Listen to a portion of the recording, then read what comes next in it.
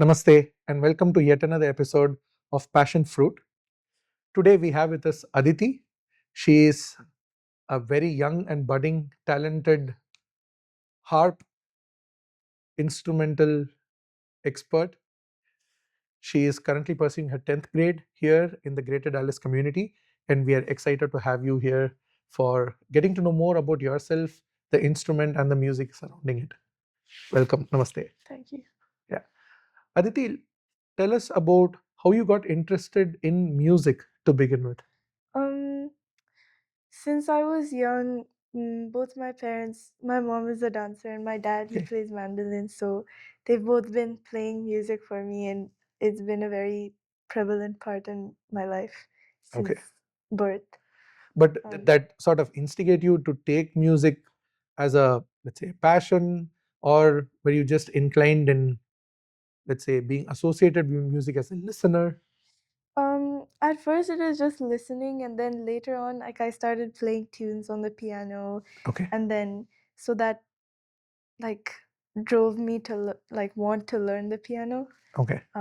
And that's how I started playing. And was that mostly, let's say, film songs, pop songs Film to begin songs. with? Yeah, Okay. just the melodies and Okay. whatever I Indian could movie grasp. songs, Western movie songs, pop songs? Mostly Indian, Indian. but whenever I could do Western, I tried. Okay. So did you have a, let's say, sort of a self-learned technique to begin with on the piano, where you just enjoyed and you tried around a few notes and you saw, okay, what should I do to get the melody right? Or did you start learning with the teacher right away? No, first it was all just by myself, like Okay. on a keyboard. Okay. Yeah. And did you play around with some of the knobs in the keyboard trying to Yes. create different sounds? Yeah. Okay. Was there anything that you can remember you were really intrigued by, or you felt as a funny sort of a MIDI sound that the keyboard generated? Mm, s- saxophone for some reason. Saxophone, right? And You then liked it, or was that not a yeah, hit, it like was like humorous? yeah, it was humorous, and Okay. harp was also on the keyboard. Oh, was it? Yeah, so Okay. it was fun to hear that. Okay. Okay. And then when did it solidify for you to, let's say, see music more as an interest rather than just, let's say, a casual hobby? I think first when I started lessons, I was still very young, so I didn't see. I thought it was just another thing to practice, but then Okay. as I went on learning piano with the teacher, it became more interesting, and I wanted to like refine my technique and Okay. learn it And were you learning predominantly at home to begin with, or was this home and school? at home. At home. Yeah. Okay. And then did you take it more into the school? When do you guys start to learn music in the school? In elementary school, you have a music class in the Oh, day, okay. Okay. but then in middle school is when you actually like take up an instrument and start learning Got it. in the school with like a Okay. band or orchestra or something. Okay. So you had to register yourself, or do you audition and show them that you're capable to be a part of that? Or is it just like a class, as long as there are slots, you sign up and that's fine? For most instruments, it's as long as there are slots, you can just go and sign up, and it's first come first serve. But Okay. for harp, most schools will take auditions because they only have 3 per school. So Okay. Let's come to that. yeah. So what caught your interest with the harp? Uh, it's actually a funny story where we were just at the instrument. There's an instrument selection night that you Okay. go to, and you can like look at all the instruments and try them out. And the harp had the shortest line, so we went and Oh, stood okay. in the line. Okay. So that's very interesting. Yeah, but then after that, the sound is really nice and rich, and so I was like, "Wow, this is such a beautiful instrument." So I wanted to learn. Nice. Nice. And how long have you been learning now since you took the short route? 5 years. 5 years. Awesome. When you look back at it, do you have a thought for why maybe there was not as much of a crowd, wanting to pursue learning the harp? Do you think that was just coincidental, or do you think there's like a method to why people might prefer certain other instruments more than the harp? I think most people are accustomed to other like the violin, viola, cello, bass. Okay. So for orchestra at least, so that's why I think they went to the other ones, and there weren't as many people at the harp line. Okay. And you never second guessed yourself to think, okay, I started off with a harp, maybe I should switch to something else? I don't think so, but as I think in the beginning of sixth grade, which is when I started, like the first few months, I didn't have as much interest as I did in the piano at the time. Okay. So I was a little doubtful, but after that, I loved playing the harp. Nice, nice. And is there any part of, let's say, playing the harp through the years that you have developed a taste for that you might not have known, or maybe you didn't prefer earlier? Maybe some technique sides which you started off and you thought, not a big fan, but then with time, maybe more listening, more familiarity, you now feel. I mean, I'm just giving an example. It could be any, uh, but any such thing that comes to your mind. Um, at first, playing in general, especially like glissandos. I know harp is famous for glissandos. Right. They're very painful, and I Okay. didn't like playing them. Interesting. Okay. But I played around with it more, and using the pedals, you can like change the pitches of each string. Okay. So for each octave, it's like you can change the Right. how it sounds, and Okay. when you play it all together, like if you every time you change the pedals, it sounds different. Okay. So it became very interesting to me. Okay. Okay. That's something that you acquired with time, Yeah. particularly because it hurt your fingers a little bit to Yeah. begin with. Yeah, but yeah, that's for Calluses. yeah. Okay. Okay. Interesting. So, what is the typical thickness of the harp string? Not the exact number, but let's say a ballpark. Like the diameter, Yeah, diameter, or even qualitatively, are they all similar? no, like the the high strings are thinner, so they produce a higher sound, and then the lower Okay. ones are like wire, which is like maybe I think I've seen like 4 millimeters Oh, wide. okay. And do the strings ever break? For example, I'm a violinist. I know that occasionally that does happen, Yeah, right? The strings do rip apart. Not that you want that happen, but it does happen. it happens. Okay. Does that happen because you're training and you are not familiar with the technique enough to know to not give the right or the wrong stress at the wrong place, or is it just a matter of wear and tear with usage? It's wear and tear mostly. Okay. I think in the beginning stages of learning, it could be like A lot the more way frequent. Oh, okay. Okay. you pluck. Got it. Got it. But Yeah. with time, once you get familiar, it's typically due to wear and tear. Yeah. Okay. Okay. And replacing these strings, is it just as similar to, let's say, a guitar or a violin? You just go to the nearby music shop and they would have it, or do you need to reach out to specify and specific stores, call them ahead of time and make sure that they have the right strings? So there are a few websites online that I go to like a harp, like specifically for harp, that have like harp music and strings. So I just buy it from there. But I don't think it would be at like Like a guitar near. center? Yeah, no, No, probably not. probably not. Okay, interesting. So it has its own Yeah. like ambience and entitled status that we have to give the respect for the tool. I like it. I like it. In terms of the technique for playing, let's delve a little bit into that. You talked about the glissandos, right? Um, what would you say to your ear or to your like understanding of technique is different to playing that on the harp as opposed to, let's say, playing something similar, as close as possible, similar on the piano or a xylophone or any such instrument? Um, I think I'm familiar with piano, so I Yeah, think for piano, um, first of all, it's vertical, and then harp right. is like yeah, harp is vertical, and then And the this is piano is horizontal. horizontal. Yeah, And then for harp, you can so there are only 7 strings per octave, and there's no like black keys right. on the harp. So You use your pedals. yeah, you use the pedals, Nice. and I know for piano you can't do that. It's either just black keys or white keys. For harp, you can like change the thing. The Okay. yeah. So you actually use the pedals way more consciously as much as you would use it in, let's say, stick driving.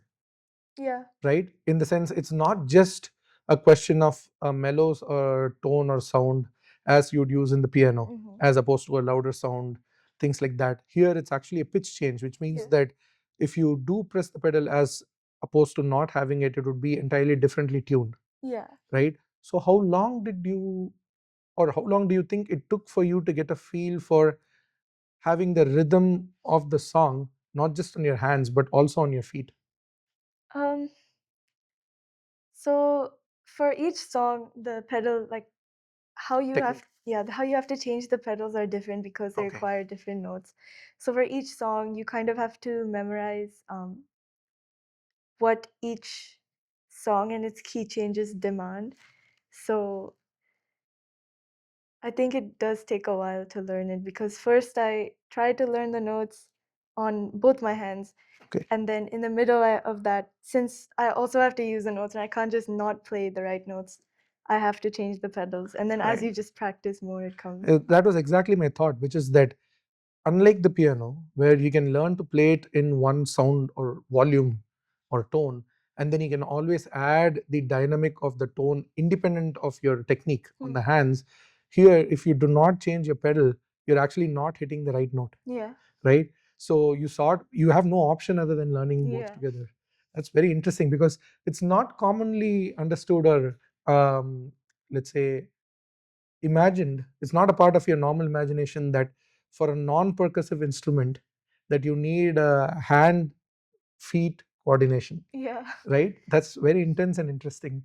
Do you have anything particular as an anecdote that you remember where maybe, in spite of the fact that there is a certain level of difficulty associated with the technique, that for whatever reason you were able to find a click with practicing something and it came to you really quick, and that you would not normally see or have experienced that with, let's say, some of the other pieces that you learned? Um, I think what my teacher usually does is we start on a lever harp, so you Okay. don't use your feet in that, Oh, and you okay. have to change it with your hands in the Okay. middle of when you're playing. Oh, okay. Uh, but my first solo that with the pedal harp, it took a while. It took a few months to learn because of the pedals. Nice. Um, so I think that was really difficult, but after that, I think you get the hang of it Got it. pretty quickly. So when was your, let's say, first solo concert, so to say, with, or a concert where the harp was, let's say, the primary, the center point of the composition? Oh, like a solo performance? Solo performance, or maybe even like a quartet or Oh, any arrangement, but centered, the piece centered on the harp. um, there are some harp ensembles that you can like look at. So I think those ones were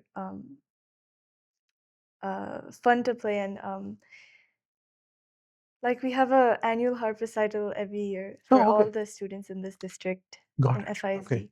Okay. So that I think in And so that, you would submit for auditions and then get selected, or do they just bring, because it's a smaller community, they just bring everybody together? yeah, everyone who's in the program can just like actually it's mandatory. Everyone who's in the program Has comes to to. play. Nice, But nice. it's a really nice experience because it's I think many families that come, it's the first time that they see that many harps in In one one place. place, Yeah. and like the sound of a harp isn't that loud, I'd say, but with all those harps together, like 50 or so harps, Wow. it's very loud and it's very 50 nice. harps, Yeah, right? Do you guys get together and practice beforehand? yeah, a few times, Okay, two times, I think. nice. So you have 50 harps coming together thrice. Yeah, That's nice. Curious, how much does a harp cost? It looks massive. yeah, like I think 29,000. Wow. Yeah. Okay. Actually, I have a more serious question around this, which is that one of the things that I have sort of understood about the harp is, and this is a ballpark number, again, there's no way to quantitatively establish this, but what I've realized is when I did a little bit of search around this in the past, only about 1 to 2% of the concertos ever written seem to have been written for the harp, Yeah. right? And then when you go for orchestral pieces, it becomes even smaller number, where the harp is all could be included as a part of the orchestra, but for it to have a prominent role where it carries even let's say a portion of a symphonic uh, composition or any such major composition is not that often. Yeah. Do you have any thoughts why that might be?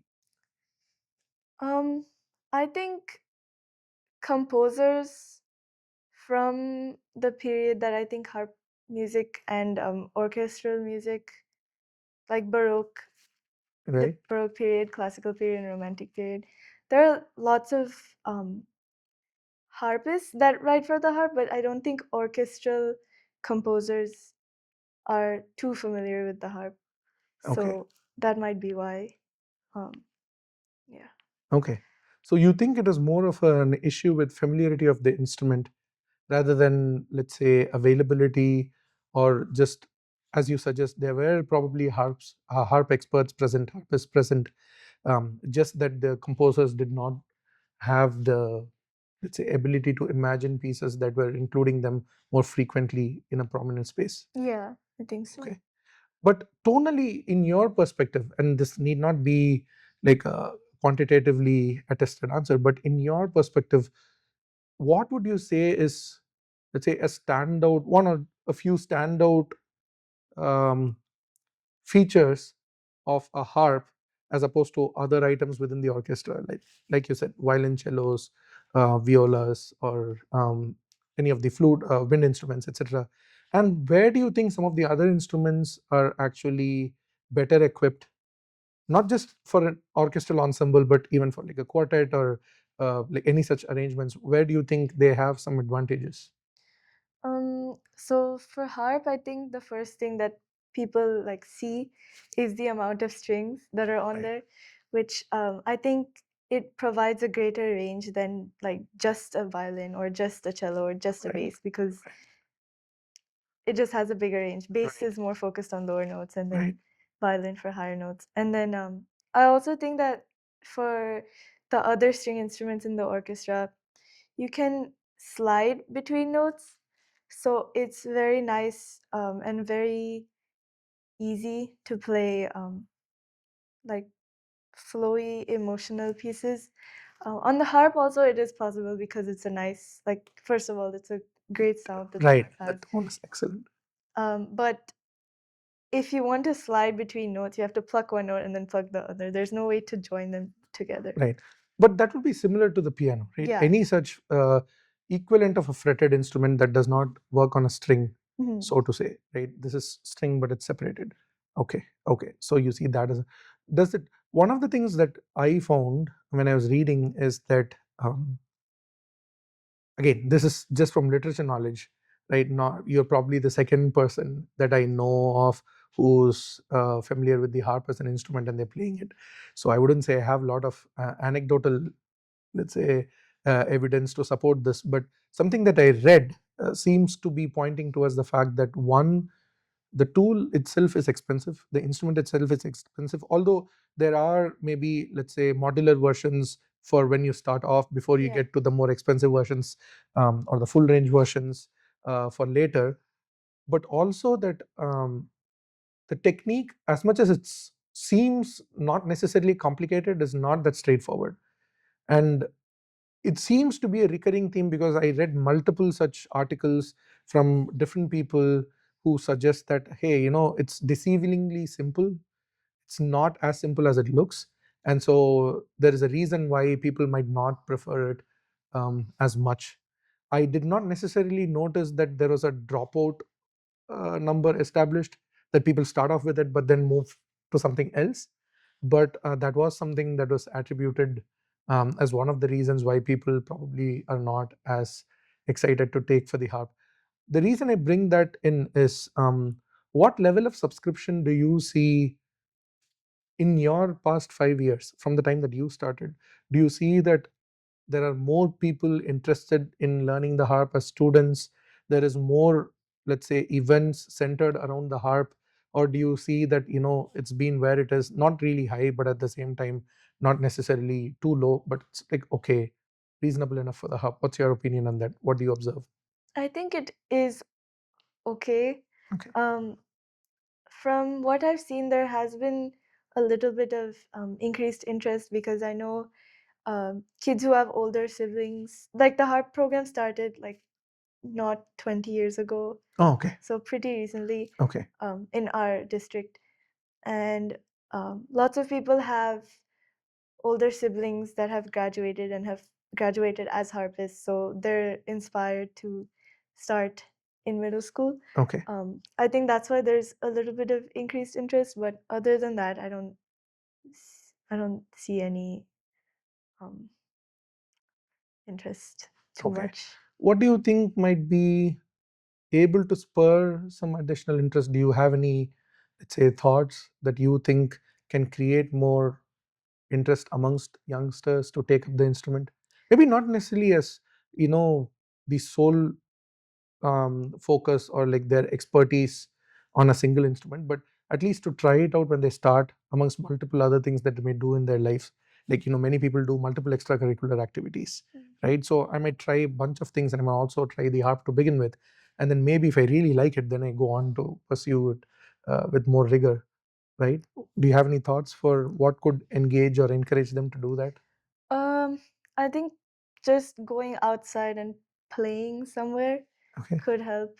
Because even if those kids don't see, maybe someone they know sees and can recommend it to them, or yeah, some I know a few people have gone to retirement homes and played Oh, nice. um, Okay. for their volunteer hours, but it helps spark interest in kids um, and other people. Okay. And as far as concerts or competitions go, I know you mentioned about the annual Frisco Mhm. school district thing, but are there others that you go to, others that are available for people if they're interested? Yearly there's a competition called All Region, Okay. where kids in a district can compete against each other, and whoever goes above a certain margin can earn a seat in the All Region Orchestra. Oh, nice. And Okay. then from there, the highest orchestra students can again audition for area, which is the next level. And then if they pass that, then they can go and play in the state level orchestra. Nice. Nice. But would that be, let's say, the same equivalent route for any instrument and similarly for harp, or is it different for harp as opposed to the others? Um, the amount of people for each instrument differs, like who are people who are accepted into Okay. the orchestra. Because I know harp people, like there's not as many people who play harp, obviously. Okay. And like say for violin, the top orchestra in all state would accept like 26 violinists, but for harp it would be 2 or 4 violinists. Okay. Um, for For harpists, harpists, yeah. right? Okay. So based on the number of people who, and also it's based on the requirements of the piece that the orchestra is playing. Okay. Yeah. Let's take a segue back to what you mentioned with your piano. You mentioned that when you started off initially, that you pick up movie songs that you really liked by the ear, and then you just try to play it on the piano. Did you ever translate that onto the harp and try it? Hey, now that I'm good at the harp, let me see how that sounds on the harp. Yeah, I tried a few um, uh, Bollywood songs Okay. on the harp, and on the piano I couldn't figure out how to do the chords, but on harp it was in a way I think Intuitive. easier. Okay. Yeah. Okay. But do you feel that it sounded good on the harp? Yeah. Do you feel happy about the fact that you're able to play that on the harp? Yeah, I think it's very unique that one can play Bollywood music on the harp with, because piano, I think many people play keyboard, Right. Bollywood covers, but on harp it's very unique. Right. So do you have any plans to expand that into something that stands out as, let's say, a marquee exhibition of the idea of using harp in multiple facets? You didn't consciously start there, but it seems Yeah. like you found like a nice new avenue to sort of display the scope of the harp. Yeah, I think I've had a few ideas for like making a whole playlist or of yeah, a whole playlist of Bollywood covers Okay, on the harp, or like maybe uh, Indian class, like yeah, Indian Carnatic nice. songs. Yeah. Okay, just curious. Have you meddled with recording on a digital platform like home studio? Just plug in with a computer, play your keyboard, piano, or your harp, and then just record it into a digital platform, and then see how you can edit it and then post it onto YouTube or things like that. I haven't personally done it, but just once with that with the collaboration with the mandolin Rajesh and Selva Ganesh sir. Okay, Um, yeah. elaborate about that. That's a curious collaboration. Uh, How did that come to play? um, uh, my dad offered them to stay here, Okay, and then one night they were just, hey, can you play something on the harp? And I was like, oh, okay, sure. And so I played the introduction to that, and I kind of improvised it. Uh, and then they asked me to play the chorus or the background, and it became a video that we made. nice, nice. So, what was the song that you played? It was Lotus Feet by John McLaughlin. Nice. And was that their choice? Did they request that specifically of you, or did you choose that because you were more familiar and you wanted to play that for them? I wasn't familiar with it yet, but it was a nice piece. They requested Nice. it. Okay. So you were able to, you had never heard that before? No, but Or maybe very yeah. faint memories. That's nice because how did you mentally, what was going through your thoughts when you're playing the prelude to the main song and then subsequently, I guess the chords, the progression, I don't know. You can let me know like what was going through your thoughts then, but particularly for the prelude where you're playing a solo, Yes. right? And how did you come about it? How did you create that prelude, and how did you or what was your thoughts behind merging that in alignment with where the song starts? So first, the ragam. I tried to put the raga onto the harp with the pedals and Okay, adjust the pitches. And then from that, I just started with like arpeggios. okay, Um, and somehow I found something I liked, and it became the prelude. nice. From that, for the chords, it was 6/8, I think. Okay, So 6 beats, and then I just played the same thing over and over again for the chords. It was like one chord progression again and again and right. again. And you just repeat it through the Yeah. song. Nice, nice. For the prelude, it was interesting. You said that you played the arpeggios. So, in your experience, especially because you're familiar with Carnatic music, as you say, starting with a major scale arpeggio, right? How would you transpose that to different ragas? Do you think that there are some preconditions that okay, it has to have all these notes for me to be able to play an arpeggio, or is it possible that it does not matter how many notes the raga has in the scale, that is whether it's pentatonic or it has 6 notes or 7 notes, it does not matter, you would still be able to identify a sequence of arpeggio that you can play within the scope of that raga for the notes that align with the raga? So for each raga, I know that like for pentatonic scale, there's 5. I try to just stay within those 5 Okay, on the harp. nice. Um, I do think that if I go outside that, it won't sound like quite the same raga. Right. But yeah, I try to stay within the same number of notes and Okay. which notes that I play. So then when you do something like that, do you still keep the chords within the raga notes as well? Or do you say, okay, I can take some flexibility around the chords? I tried it a little bit of flexibility. Okay. Um, yeah, if there's like I know in Arohanam there can be one ma, and Right. then in Avarohanam there's Right. another ma. Right. So it's kind of tricky with that. But I try to just look at the melody line and see if it's ascending or descending, and based on that I decide which type of ma Okay. it the chords can use. Right. So Right. Nice. And you generally, as maybe with the songs that you're really familiar with, you don't need to sit down and have a conscious effort. But let's say if you're not really familiar, would you listen to the song sufficient number of times and then just go on to the harp, and what are the transition points where you want to have the chord change, and then you would just go with that? Or would you sit down, make sure that you have some rough notation for yourself, not necessarily of the like beat structure and every single point, but just identifying, like what you said, okay, if there are two different notes, one in arohana, one in avrohana, what might be the right chord choices or interesting chord choices? What I'm asking is, do you improvise as you play, or do you sit down and have some, let's say, beginning ideas that you formulate and then go on, and then play around and improvise from there?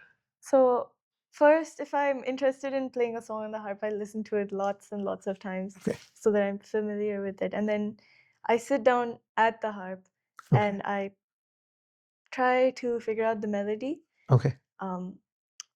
After the melody, then chords are the only difficult thing where I have to like write down each chord. So while I'm sitting at the harp, I can make the notations so that I have it for next time. Got it. And do you ever see yourself putting together, let's say, compilation of all these efforts into, uh, uh, let's say, a full-fledged program for audience to come and participate? I know you mentioned just a few minutes back that you're probably tempted to think about compiling all these songs into a recording, right? But do you intend to perform live? I'm pretty sure people would be excited to see, how that sounds. And there's always a sense of relatability that comes with like familiar Carnatic songs or movie songs, and then people sit down and just enjoy like an evening of music I with do. Aditi. I'm not sure about performing them live. I know I've done one performance of Bollywood live. Oh, nice. Okay. When was this? I think 2021 or 2022. Okay. Yeah, a Was few that years back. consciously for an audience or just like a home? It was it's a program called Tare Zami Par, and I Okay. played Churaliya Nice. on the harp. Nice. It was fun. And Was this a solo, or did you have other accompanists with you? it was a solo, but there's a background track playing. Okay. So kind of like a karaoke thing. Okay. But with the harp. With the harp. Yeah. Right.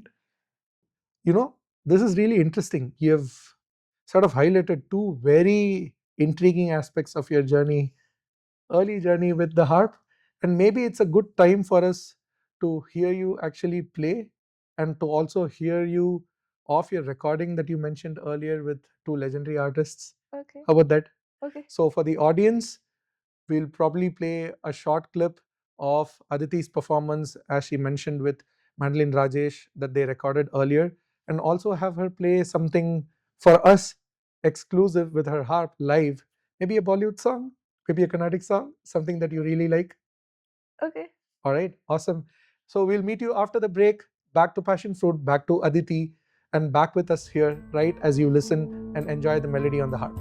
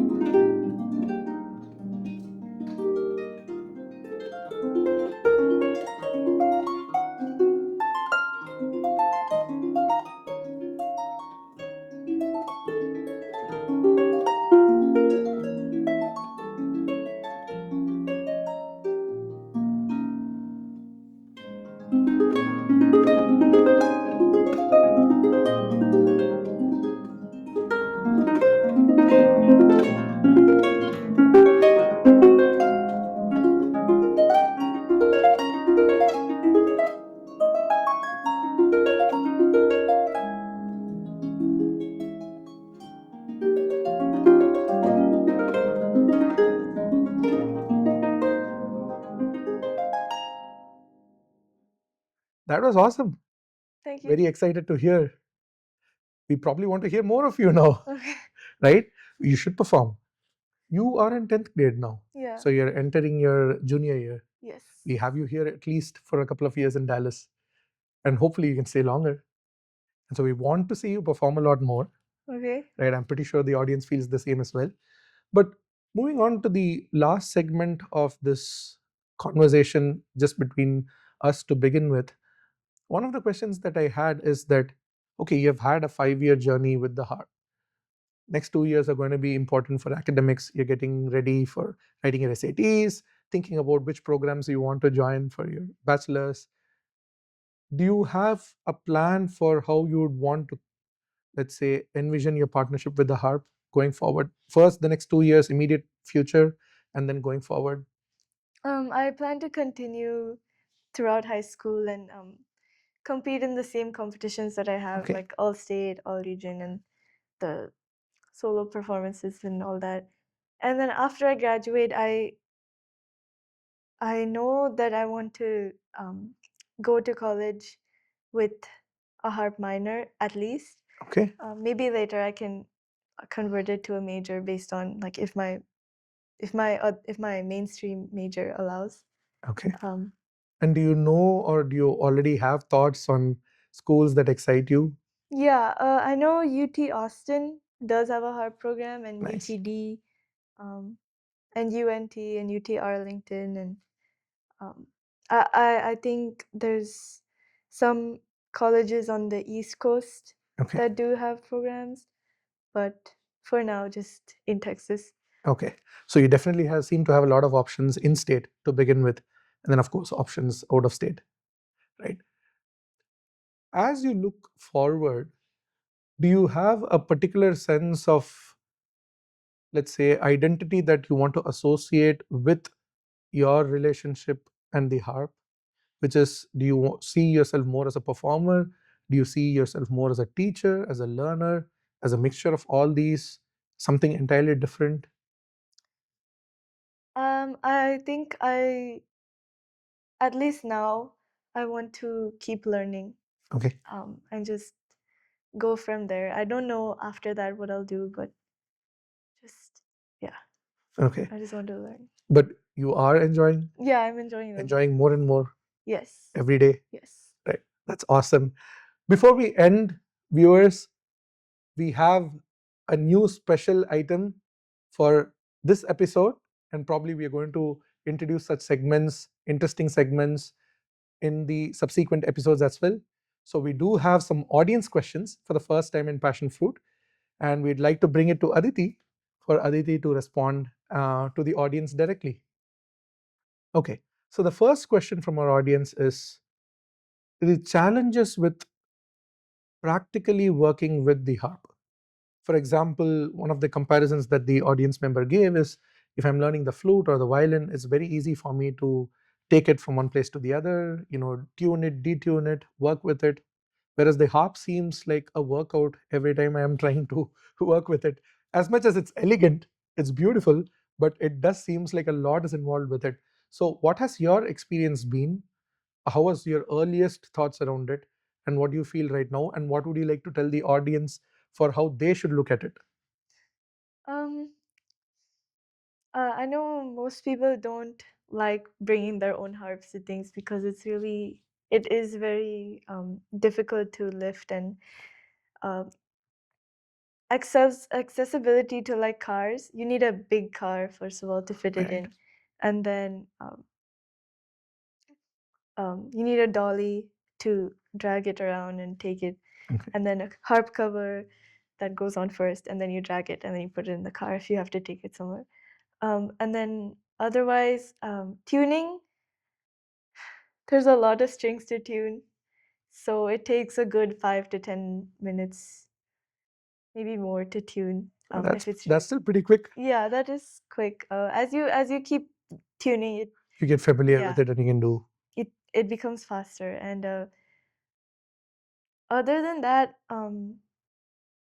chairs, I think you need a chair that's a good height, because each person's height is Fair. different and they have a Right. different size torso. So Okay. um, A chair with adjustable heights is necessary, I think, especially if it's a young kid who's starting to learn and who's going to keep growing. Okay. And do you think that in the same line of questioning, do you think that there could be a makeshift arrangement where, for example, you have a harp at home, you practice on that, but as long as it's a standard size, that for most events that you're actually going to perform live, that they might actually have a harp there because it's inconvenient for everybody to be expected to bring their own harps? Or is it always the case that your instrument you bring wherever you go to perform? It's usually the case that you have to bring your own instrument, except in colleges. If you go and compete at a college or go perform there, they'll probably they might have harps depending on if they have a harp program. Okay. Or But primarily you bring, yeah, just as any other instrument. yeah. Awesome. Next question. Okay. So the next question is somewhat related to the previous question, in the sense, what goes into maintaining the instrument? For example, I play the violin, and I know that occasionally I might have to give to a service to make sure the bridges are aligned right, the strings are not cutting too deep into the bridges, and so many other, cleaning up the fingerboard. For Carnatic music, I use lubrication, but I use talcum powder. Many people use Vaseline or oil. So, but talcum powder sort of leaves residue on the fingerboard because your fingers are oily, or they're sweaty or whatever, right? So I do clean it, but occasionally I have to completely remove my strings, clean the fingerboard clean, and then do the same with the strings, retune them, etc. So little things that I do by my own experience with the bow hairs, for example. What would be an equivalent, let's say, regiment that you have for the harp? Is it systematic or is it ad hoc as and when necessary?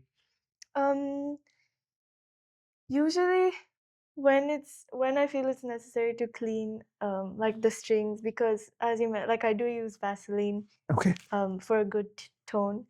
I do use like wipes to wipe down the strings and the soundboard, um, and the top of it collects dust sometimes Right. because you don't Right. reach or touch that. Would that just be aesthetic, or does that also impact the frequency that you play with, or the stability of the tool when it collects dust or like particles? I think it does also like affect Quality of the quality of sound, okay. because at the top of the neck you have the discs that are connected to the pedals that turn the string that turn Okay. and they change the pitch of the string. Okay. So they could collect on that and become like compromise the tone of the thing.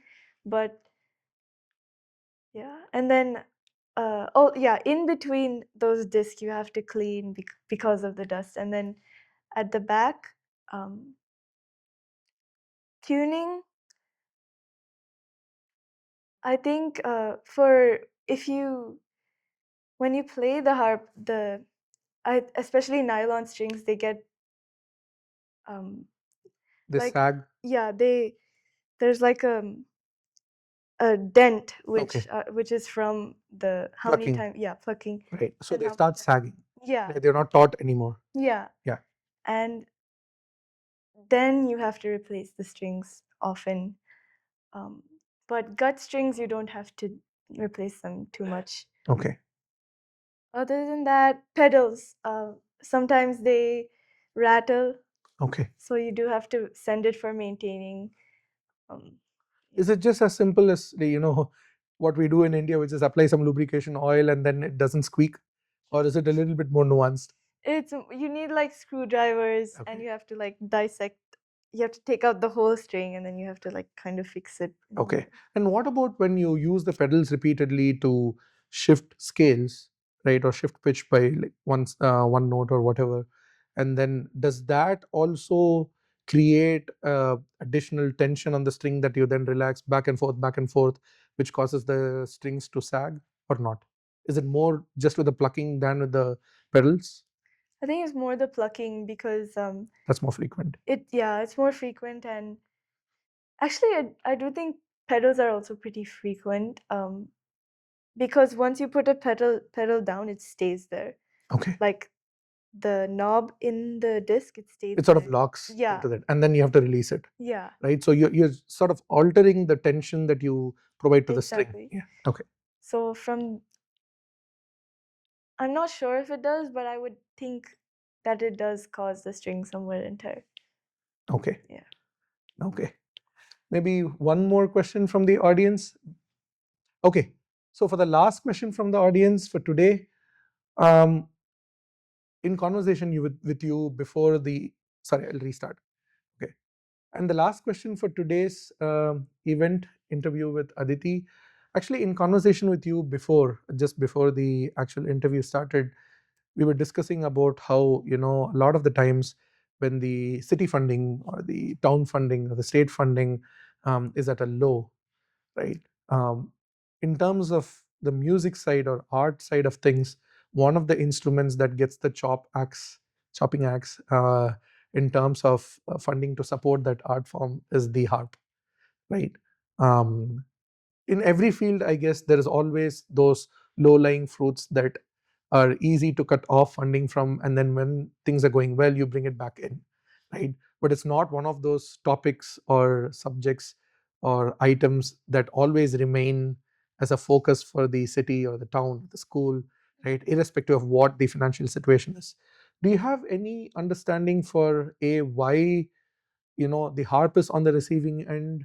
I know you're just a high school student, but just your experience for why that might be, and two, maybe in your own thoughts what you could do, similar to maybe some of the earlier discussion we had, but just to promote and demonstrate the value of harp to be more important in a way that, the city or the school council or whoever is in charge recognize that, they might want to think twice before deciding they want to chop off some funding for the harp.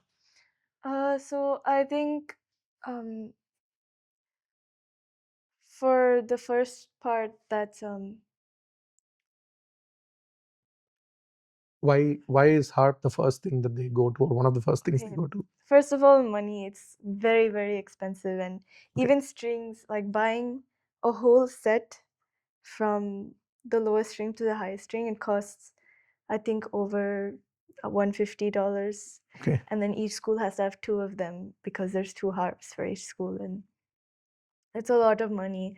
Um, I also think that other districts, I think Frisco is the district with the most prevalent and the biggest harp community. Okay. And I think if other districts don't have harp, then there's a good reason that we can also cut out the harp program. But I don't think that's the way we should think of it. I think that since Frisco ISD is so like we have so many good harpists that make it to the state level every year, it's something that is unique to us and we shouldn't be cutting it out. And for the second one, which is how we can like Promote. promote the harp, Yeah. um, a lot of people, since in Frisco ISD they are shutting down the harp program, a lot of Oh, people are they? are, yeah.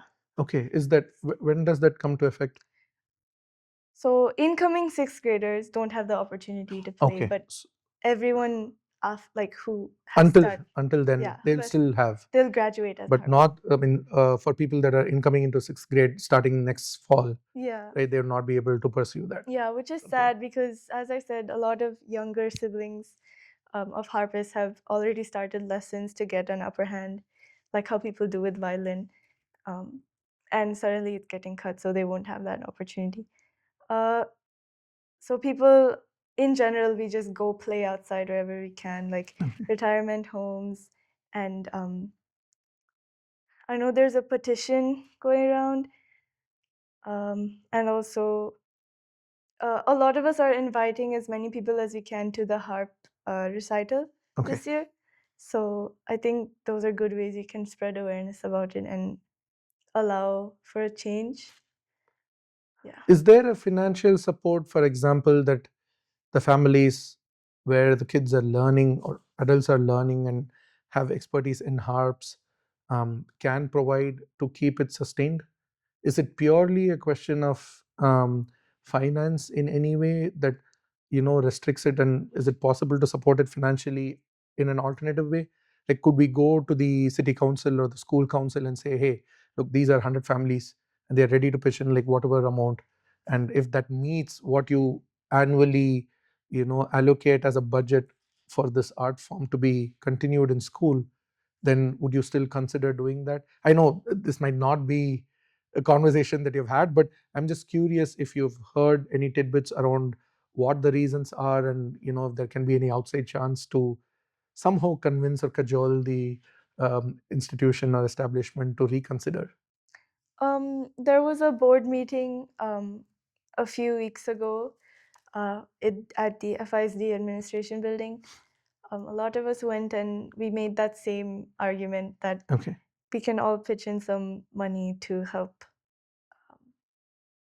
Sustain the program. sustain the program, and we haven't heard back from them, but I think it's a great idea. Okay. Especially because, as you mentioned, if other districts do not have an active program, I would almost say that is a very strong reason to not back out of the HARP program from here, right? It's one thing that, there is some, of course, associated difficulties that the upper management might see, but it's also another thing that you promote arts for the sake of arts, right? Art has very unique value other than professional education. Professional education can change with time, right, with needs, and it does not need to support one form if it is not actively engaged in the community in any form. But art is entirely different, right? So I wish you get to perform a lot more, like we heard you earlier, live and both in the video recording. And I wish this instigates a lot of other people in the community who are like minded, who like to see different forms of arts being supported, active, thriving. Eventually, we are all humans because we emote, we are able to understand and relate to emotions. So it absolutely makes sense that to whatever extent that we can, that we keep all these arts alive, and artists such as Aditi, who passionately and happily by her own take chose such an instrument, is excited for it. And I genuinely believe that that should continue, and I hope and pray that for her good thoughts, as well as for all the other people who are interested in taking harp, that there is a reconsideration in a way that is not too taxing on the institutions, but also very encouraging and supportive of the art that does continue. Thank you very much, Aditi. That was a Thanks. very enlightening conversation. I have a lot more questions, and I do know that we have a few more questions from the audience, but maybe we should have a part two where you have a live recital and we have a question and answer session right after the recital. How about that? Okay. Awesome. Thanks a lot. Namaste. Until yet another episode with Passion Fruit.